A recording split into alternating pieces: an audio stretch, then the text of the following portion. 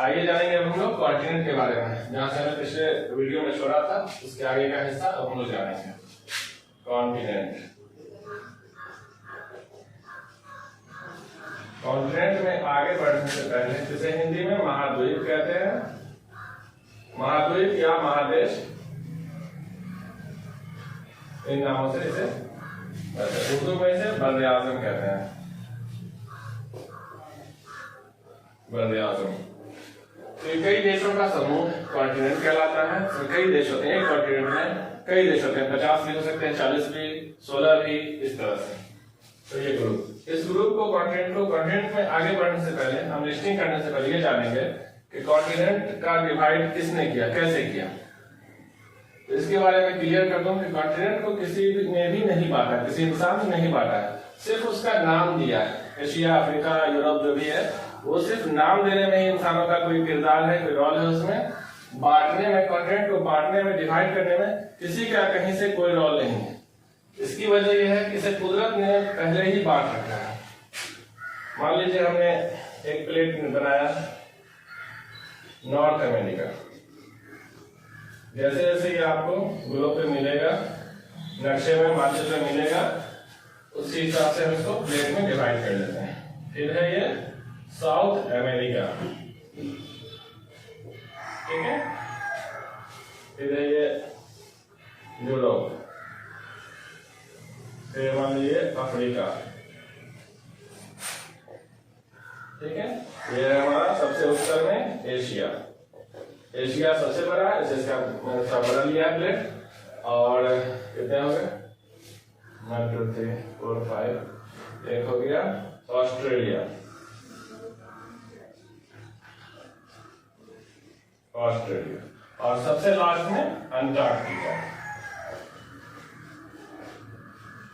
Antarctica. अब इसको एक सर्किल में हम रख लेते हैं। इसको ऐसे समझिए कि ये मेरी पूरी दुनिया है, इसको कुदरत ने बांट दिया।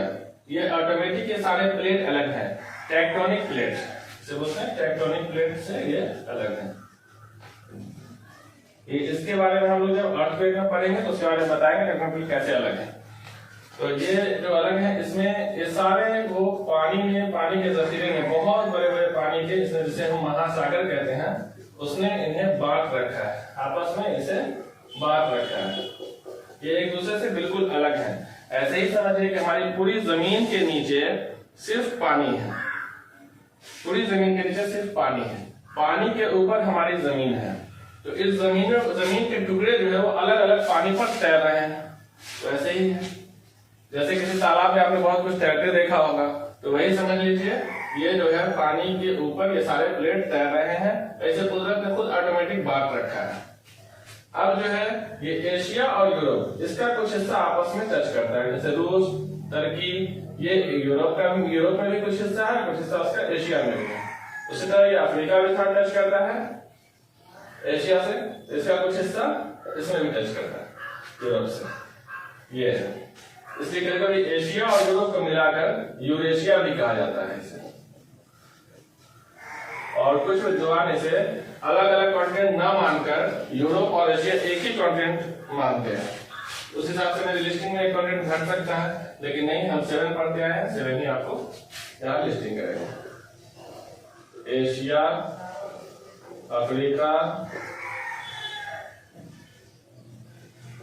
नॉर्थ अमेरिका, ये एरिया वाइज जो देते हैं वैसे यहाँ हम लिखने की कोशिश करते हैं। फिर ये साउथ अमेरिका, ये हमारा यूरोप,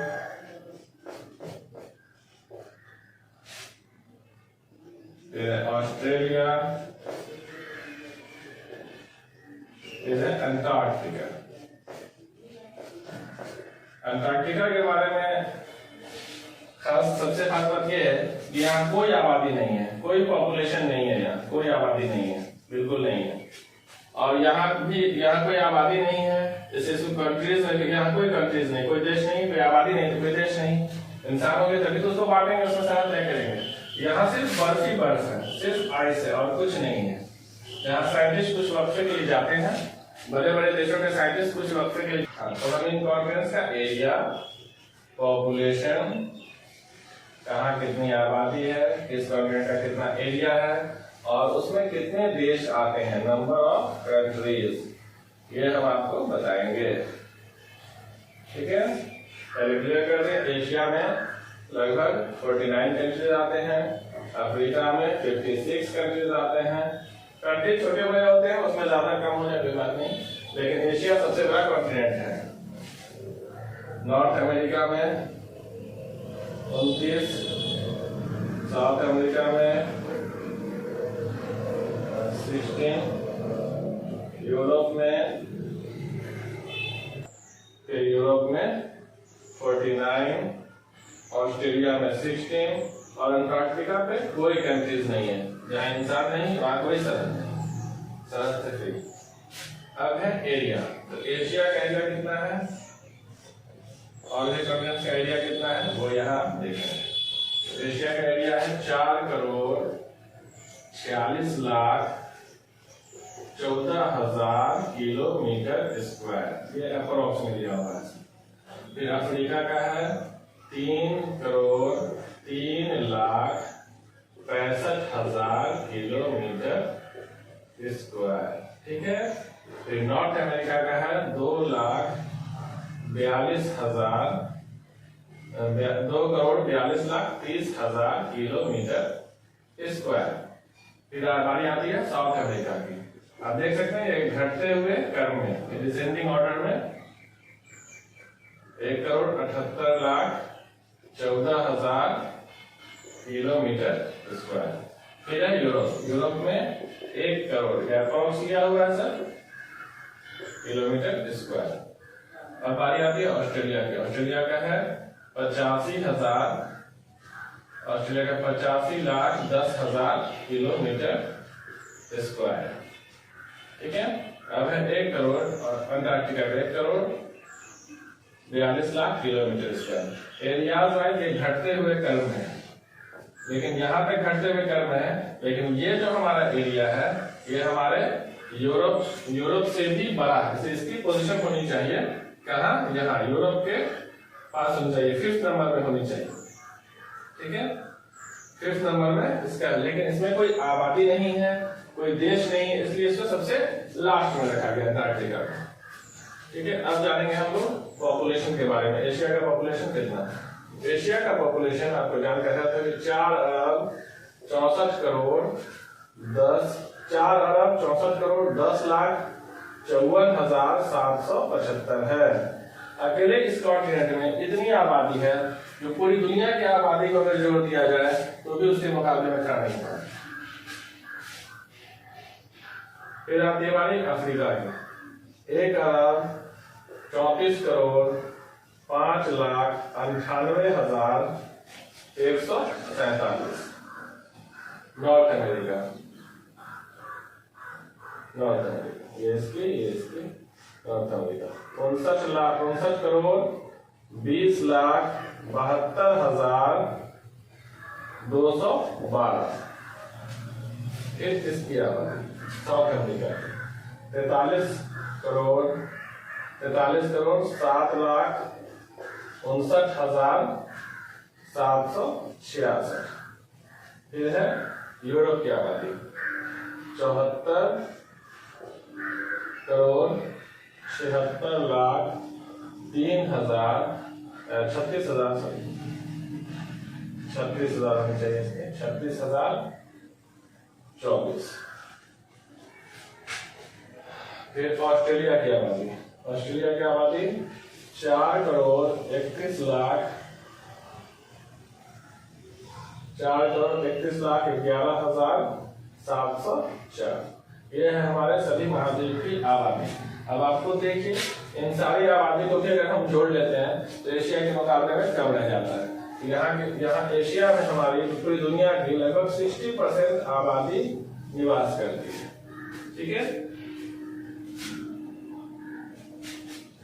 पिछले कुछ सालों में एक नए द्वीप की बात हो रही है जिसे नाम दिया गया है जीलैंडिया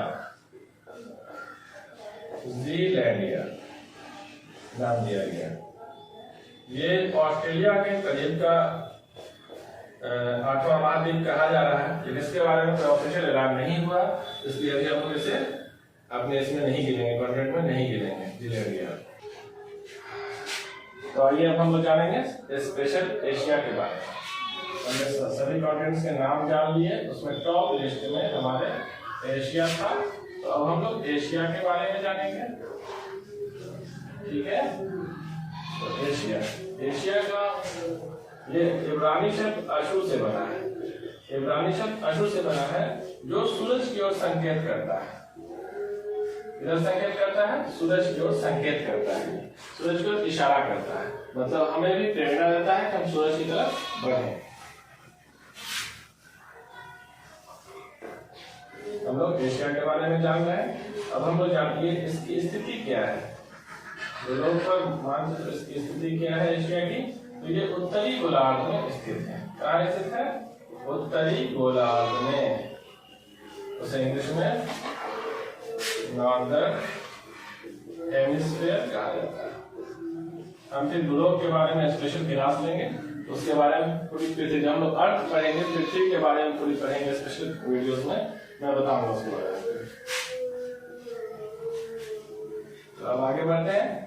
एरिया, एशिया का एरिया कितना है?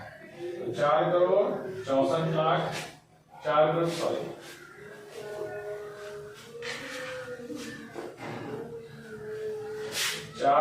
46 लाख 14,000 किलोमीटर स्क्वायर, ये अप्रोक्स में लिया हुआ है।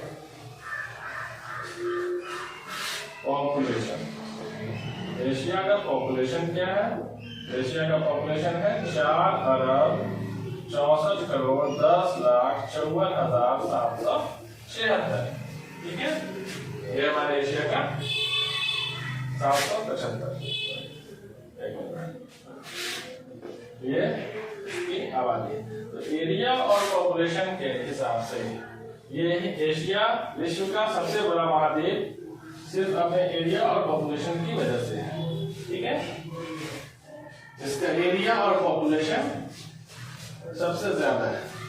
पॉपुलेशन के एतबार से विश्व की दुनिया की आधी से ज्यादा आबादी हमारे एशिया में निवास करती है। दुनिया की आधी से ज्यादा आबादी हमारे एशिया में निवास करती है। कहता है अबाउट 60% पॉपुलेशन वर्ल्ड का 60% पॉपुलेशन हमारे एशिया में निवास करता है।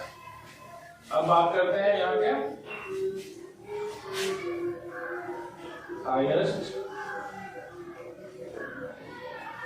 रिवर की। यहाँ की हाईएस्ट रिवर यांगजी है। इसे आसानी के लिए हम लोग यांगसी पढ़ते हैं, लेकिन ये यांगसी सही उच्चारण नहीं है, लेकिन मान लीजिए यांगसी, क्योंकि ये चाइनीज नाम है और चीन में बहने वाली नदी है ये। इसकी लंबाई तकरीबन 6300 किलोमीटर है। किसी एक देश में बहने वाली ये सबसे बड़ी नदी है, लेकिन वर्ल्ड में इसका रैंक 3rd है। यांगजी का वर्ल्ड में 3rd रैंक है, पूरे वर्ल्ड में इसका रैंक 3rd है, 3rd पोजीशन में आती है नदी। लेकिन किसी एक देश में बहने वाली ये सबसे बड़ी नदी है यांगजी। चलिए, अब दुनिया का सबसे बड़ा देश हम सभी जानते हैं चाइना है। ठीक है, और सबसे छोटा देश स्मॉलेस्ट कंट्री मालदीव्स है। दोनों भारत के पड़ोसी देश हैं। ठीक है, एक दुश्मन देश और एक दोस्त देश। ठीक है, चाइना की आबादी को देखेंगे और मालदीव की आबादी को देखेंगे, इससे हम अंदाज कर सकते हैं कितना बड़ा डिफरेंस है इन दोनों के आबादी में। तो जहाँ चाइना की आबादी है 1 अरब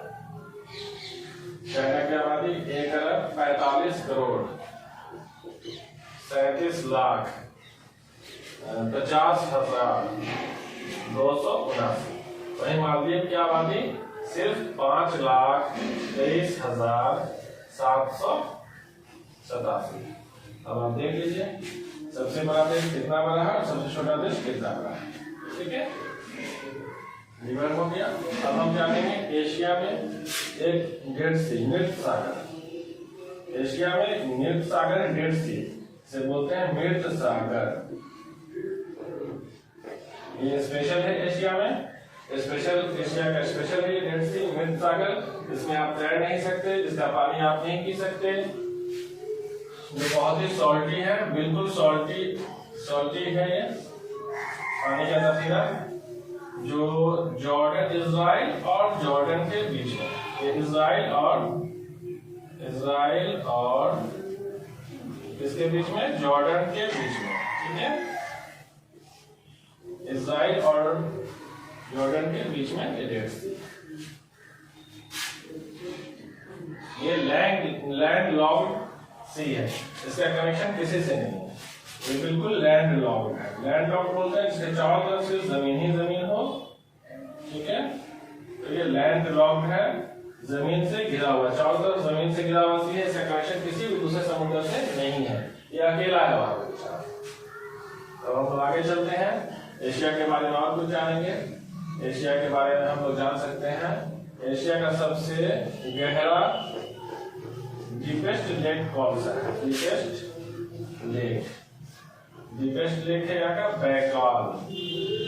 एशिया का सबसे गहरा लेक झील जो है वो बैकाल है, ये रूस में पड़ता है, रशिया में, ये रशिया में आता है, ठीक है, ये सबसे गहरा है। इसकी गहराई 1642 मीटर है, 1642 मीटर है इसकी गहराई। तो अब जानेंगे एशिया के बारे में और भी कुछ स्पेशल। तो यहाँ पे आपको बता दें 2300 किस्म की भाषाएं बोली जाती हैं। एशिया में करीब 2300 किस्म की भाषाएं, लैंग्वेज बोली जाती हैं। सिर्फ बोली नहीं जाती है, यहाँ सबसे ज्यादा भाषा का विकास हमारे एशिया में ही हुआ। पूरी दुनिया में सबसे ज्यादा भाषा जबान का विकास कहीं हुआ तो हमारा एशिया है। इसके अलावा इसे और भी एंशिएंट सिविलाइजेशन के लिए भी जाना जाता है। एंशिएंट सिविलाइजेशन यानी प्राचीन सभ्यताएं। और कौन सी प्राचीन सभ्यताएं? तो हमारी सिंधु घाटी की सभ्यता जो सबसे प्राचीन मानी जाती है, सिंधु घाटी सभ्यता, जिसे हम सिंधु नदी किनारे होने की वजह से सिंधु घाटी सभ्यता कहते हैं। और जिसे हड़प्पा सभ्यता के नाम से भी जाना जाता है। हड़प्पा सभ्यता, इसे दो नामों से जानते हैं, सिंधु घाटी सभ्यता या हड़प्पा सभ्यता। और एक और चीन की सभ्यता, ये भी हमारे एशिया की सभ्यता हुई, चीन की सभ्यता, ठीक है। ये हड़प्पा सभ्यता अभी ये पाकिस्तान के हिस्से में, चीन की सभ्यता। उसके बाद एक सभ्यता और जिसे हम इंडिकेट कर सकते हैं, मेसोपोटामिया की सभ्यता। मेसोपोटामिया जो अब का इराक है, ये मेसोपोटामिया की सभ्यता। और भी बहुत सी छोटी बड़ी सभ्यताएं हैं, ठीक है। ये खास तीन के बारे में मैंने आपको बताया, इसके अलावा बेबीलोन की सभ्यता और भी बहुत सारे हैं, लेकिन ये तीन सबसे खास है। उसके बाद पढ़ते हैं हम लोग यहाँ की जो लैंड ऑफ से पहले एक चीज और, सबसे हाईएस्ट पीक, एशिया का हाईएस्ट पीक, पूरी दुनिया का हाईएस्ट पीक वो एशिया में है, जिसे हम माउंट एवरेस्ट के नाम से जानते हैं। किसके नाम से जानते हैं? माउंट एवरेस्ट, जिसकी ऊंचाई 8,848 मीटर है, जो लगभग 9 किलोमीटर के आसपास है, अप्रोक्स 9 किलोमीटर के आसपास है। इसे नेपाल में सागर माथा के नाम से जाना जाता है। इसे नेपाल में सागर माथा के नाम से जाना जाता है, जो माउंट एवरेस्ट किस पे स्थित है? हिमालय पहाड़ पे स्थित है। हिमालय पहाड़ कई देशों में फैली हुई दुनिया का सबसे बड़ा पहाड़ हिमालय। और कुछ देश है एशिया के, कुछ देश जो लैंड लॉक्ड है, लैंड लॉक्ड देश, जिसके चारों तरफ कोई पानी का कनेक्शन नहीं है और किसी भी तरह के समुद्र या किसी सागर या महासागर से जुड़ा हुआ नहीं है। तो ऐसे देशों को लैंड लॉक्ड देश बोलते हैं, लैंड लॉक्ड प्लेस। तो इसमें 12 देश आते हैं। कितने देश आते हैं? 12 देश आते हैं। इसमें 12 देशों का नाम आता है, जिसमें हम 12 देशों को इस तरह लिख सकते हैं: Armenia,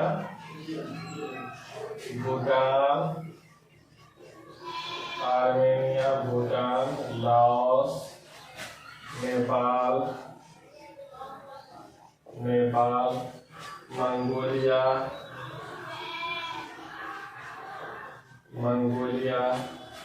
Afghanistan,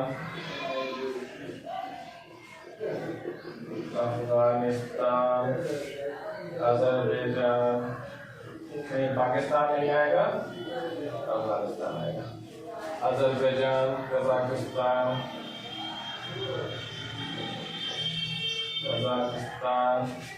Kyrgyzstan,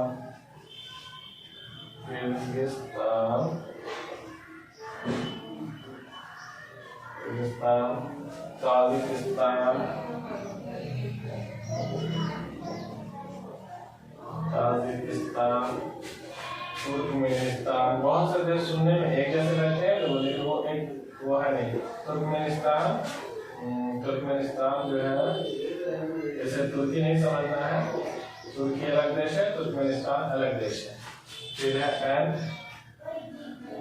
Azerbaijan, Uzbekistan. इसमें बहुत से देश जब रूस टूटा था तो उससे अलग हुए थे। बड़ी खासियत एशिया के इन सब खासियतों के अलावा जो सबसे बड़ी खासियत है वो ये है कि लगभग सभी मजहब की बुनियाद, सभी धर्म की बुनियाद वो एशिया से ही जुड़ा हुआ है। हिंदुइज्म, इस्लाम, सिख, क्रिश्चियनिटी,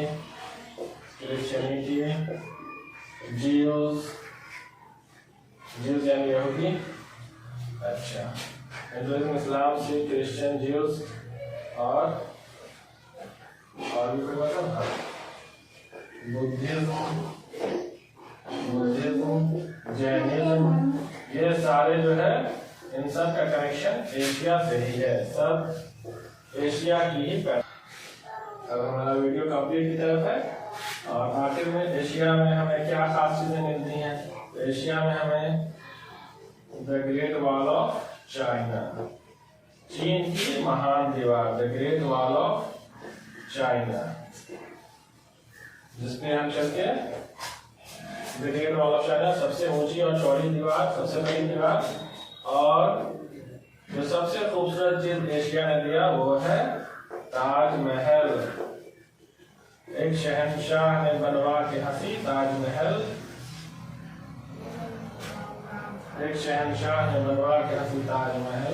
दुनिया वालों को मोहब्बत